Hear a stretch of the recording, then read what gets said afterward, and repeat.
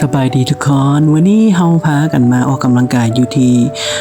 สวนแต้จิ๋วเนาะทุกคนเนาะซึ่งว่ามันเป็นสุสานของคนจีนที่อยู่กรุงเทพเนาะซึ่งสวนสาธารณะตัวนี้หรือว่าสุสานตัวนี้เพิ่นเปิดมาโดนแล้วแหละเนาะแต่ก่อนมันเป็นสุสานแต่ว่าเดี๋ยวนี้ซึ่งมันเริ่มมี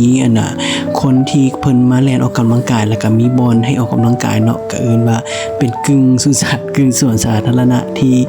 ไว้ให้คนมาออกกำลังกายเนาะสำหรับไผที่เป็นสายที่แบบขี้ย้านแท้ก็น่าจะบ่กล้ามาแต่ว่าสำหรับเฮารู้สึกว่าธรรมดาเนาะเพราะว่าส่วนนี้ก็มีความแบบห่มเย็นดีเนาะแล้วก็ต้นไม้ต้นไทรก็รู้สึกว่ามันงามเนาะแล้วก็เป็นตาแมลง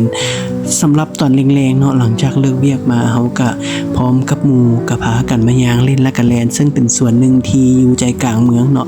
ใกล้กับสถานีรถไฟ BTS สุรศักดิ์เนาะย่างเข้ามาประมาณอยู่800-900 เมตรนี่แหละเนาะก็ฮอดโซนตัวนี้ซึ่งมันก็มีหลายโซนที่ว่าให้คนมาจ็อกกิ้งมาแล่นแต่ในตอนแรงเนาะซึ่งมันก็จะมีโซนที่ไว้นั่งเนาะที่เป็นวัดแล้วก็เป็นศาลเจ้าเนาะให้คนมาไหว้แล้วก็มาทำพิธีกรรมต่างๆทางความเชื่อของคนจีนเนาะแล้วก็จะมีส่วนที่เป็นสุสานที่ทั้งคนที่ผู้เสียชีวิตเนาะเอาศพมาไว้อยู่ฝั่งนี้แล้วก็เป็นบอลที่เฮ็ดกิจกรรมเนาะทั้งสำหรับพี่ไผกำลังหาบอลจ็อกกิ้งตอนแรงนะสามารถมาได้เลยเด้อลง BTS สุรศักดิ์เนาะมาเล่นกันได้มาออกกำลังกายตอนแรงกันมวนๆชิวๆรับคลิปนี้ไปก่อนลาสบายดีเจอกันใหม่คลิปหน้า